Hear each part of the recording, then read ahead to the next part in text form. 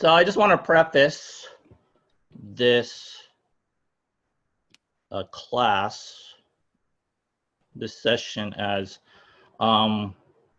maybe a difficult session. So we're talking about emotions, right? The title of the chapter is Don't Bother Controlling Your Emotions, Amplify Them.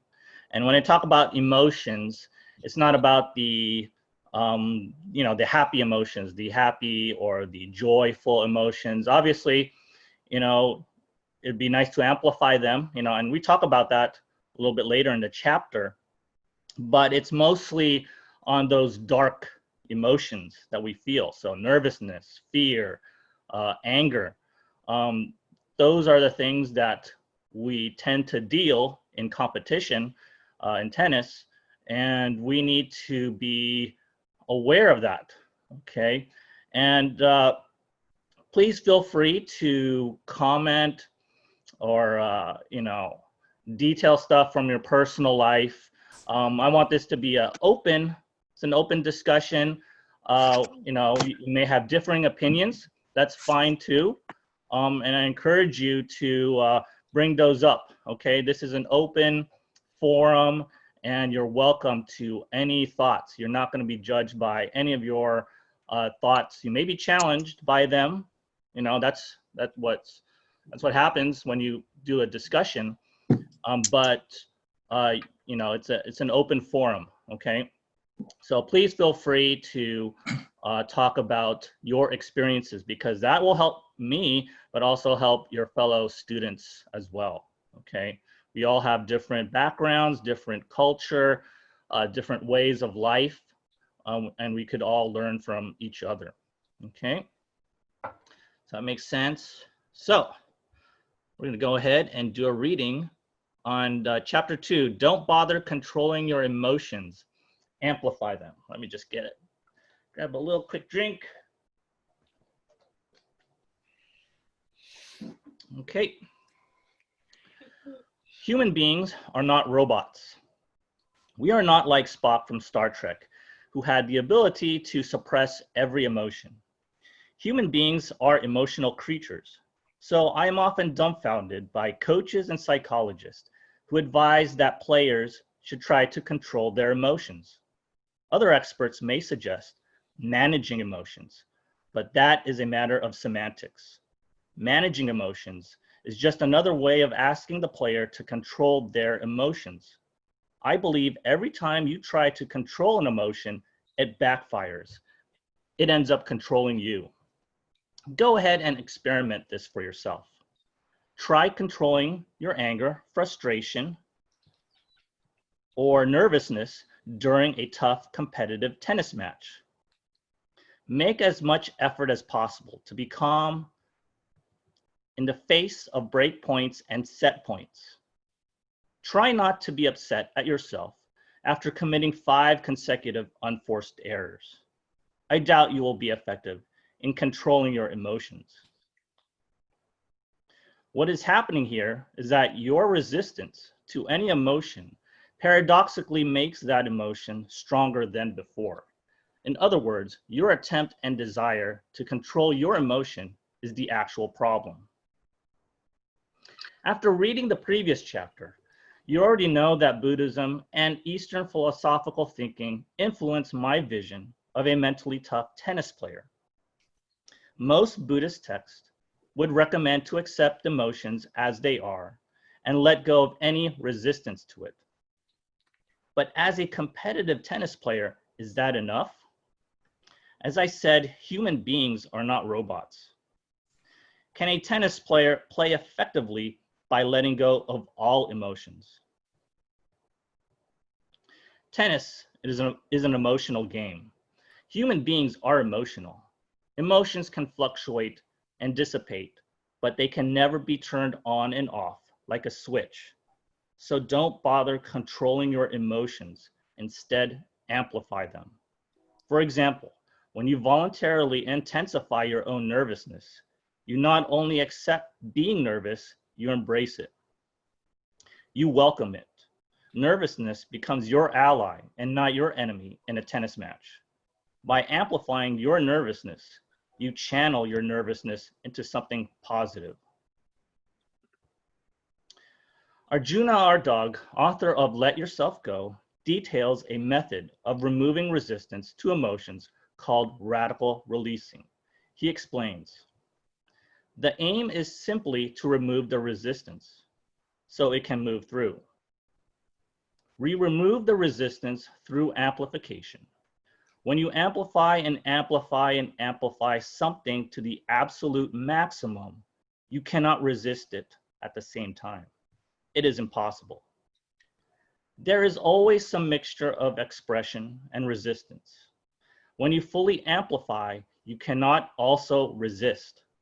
When you take any frequency to the maximum and then drop it back into infinite consciousness, that wave dissipates back into the ocean and it is gone. So, how do you amplify emotions successfully and safely? First, you have to be fully prepared going into any tennis match that it may be extremely emotional. It would be foolish to expect that you will beat every opponent 6-0, 6-0 and not go through any adversity. Anytime before an important tennis match, give yourself at least 5 minutes to meditate and feel all the emotions that you may feel during the match. Meditate on those emotions, accept them, and learn to amplify them in that meditative state. During the actual match, learn to amplify your emotions in between points and changeovers. For example, if you get angry after committing an unforced error, become even more angry before the start of the next point and channel that anger into the effort and strategy of winning the next point. You absolutely cannot resist that anger. You also cannot let that anger use you. For example, throwing your racket at the fence, shouting expletives, or displaying any destructive behavior shows that emotions are still controlling you. You need to rise above that anger and use it to win the match. What about positive emotions, such as happiness or excitement? As long as you are not resistant to these emotions, you are on the right path. Sometimes when we make a great shot, we do not allow ourselves to emote positively and simply move on to the next point. Learn to celebrate great shots during the match. Do a fist pump, yell a come on or let's go. Perhaps you are not an expressive person, but you must give yourself permission to be happy and rejoice. And that is the end of the chapter. Okay. Let me just get out my slides real quick. Where's my slides? Okay, so any quick questions or comments or anything that you didn't understand from that chapter? Anything? Initial comments or questions?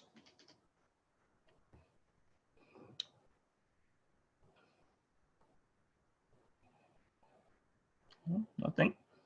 Okay, I'm just checking who's here today. All right.